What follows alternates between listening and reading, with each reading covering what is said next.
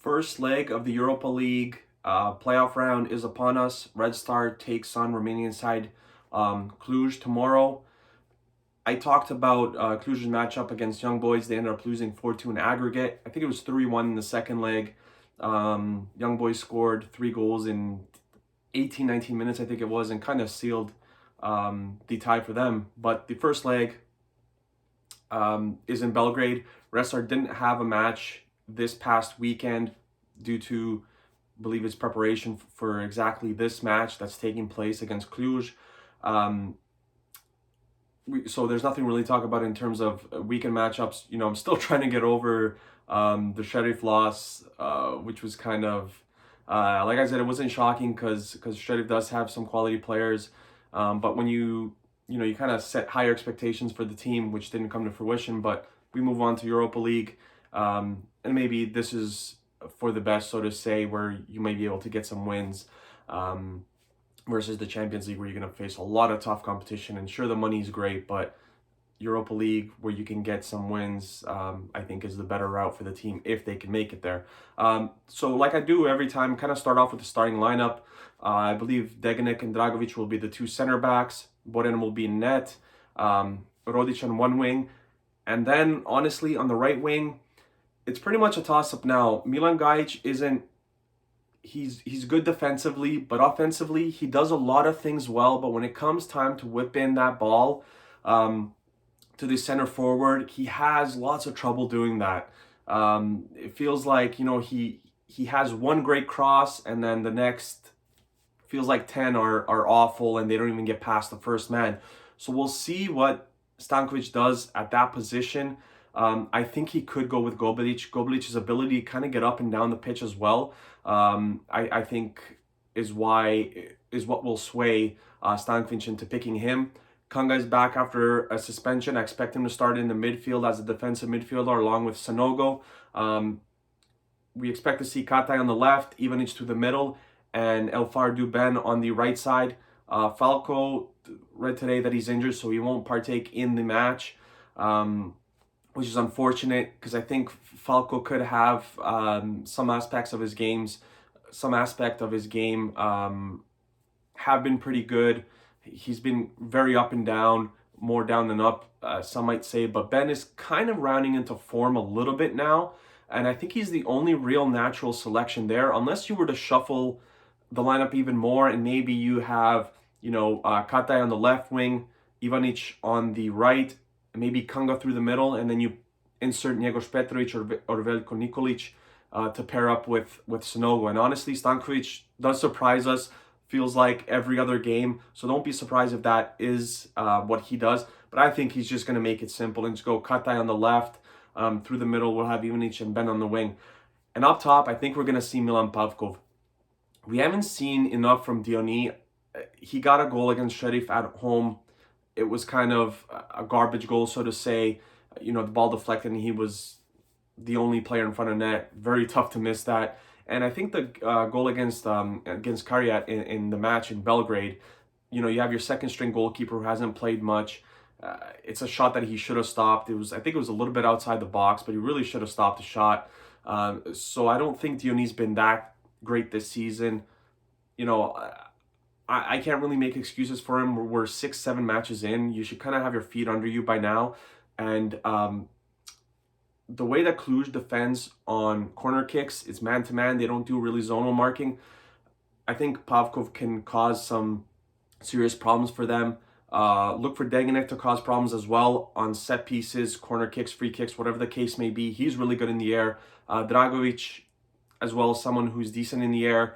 I predicted that he would score against Sheriff in the away match. He didn't. Degenek almost scored in the early stages of that match.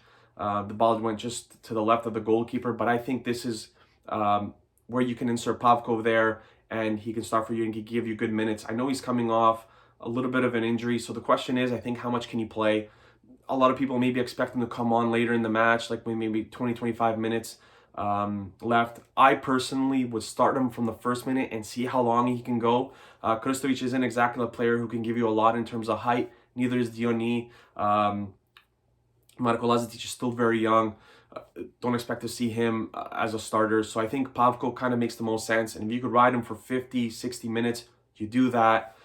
He's probably going to generate some chances. I feel like every time he's on the pitch, he gives you a chance, or he gives your team a better chance at scoring. Just signed a new contract.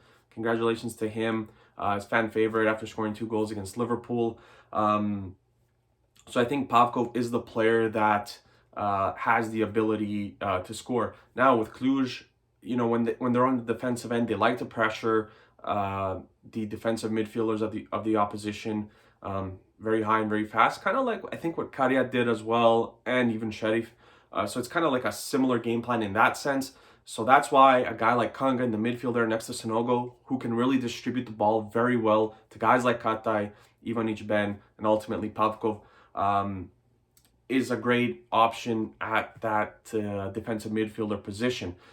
The team has to be a lot more mobile than they were. I felt like they were very stagnant in the second match against Sheriff. Felt like, give the ball to whoever the player is, whether it was Ivanic, Katai, and just kind of let them work their magic. And everyone just kind of stood back and watched. That can't happen this time around. Cluj is a very good team. I believe they're first in the Romanian league. They don't score a lot of goals. I think in 5 games they have something like, or whatever, however many games they've played, they have the same amount of goals. If it's 7 games, they have 7 goals. Very long, very big bench, so to say, as Red Star. There's a lot of players that can contribute there. Rodriguez, their defensive midfielder, you have to cut him off because his distribution, mostly to the wings, to the left back and the right back, or the wing backs, whatever you want to call them, is key. Kind of what gets them started. So guys like Ivanic and Pavkov are going to have to do their job there and pressure high and constantly.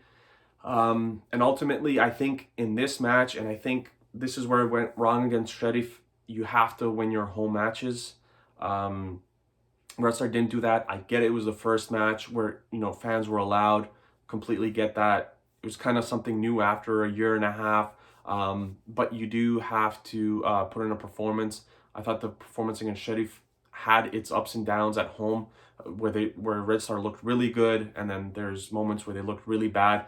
The most important part, and I think we learned this very well from the Sheriff match, whether it was the home match or the away match with both legs, don't give a team set plays, whether that's corner kicks or free kicks. It felt like Sheriff had 2 free kicks in the 2 matches against Red Star, and they scored 2 goals.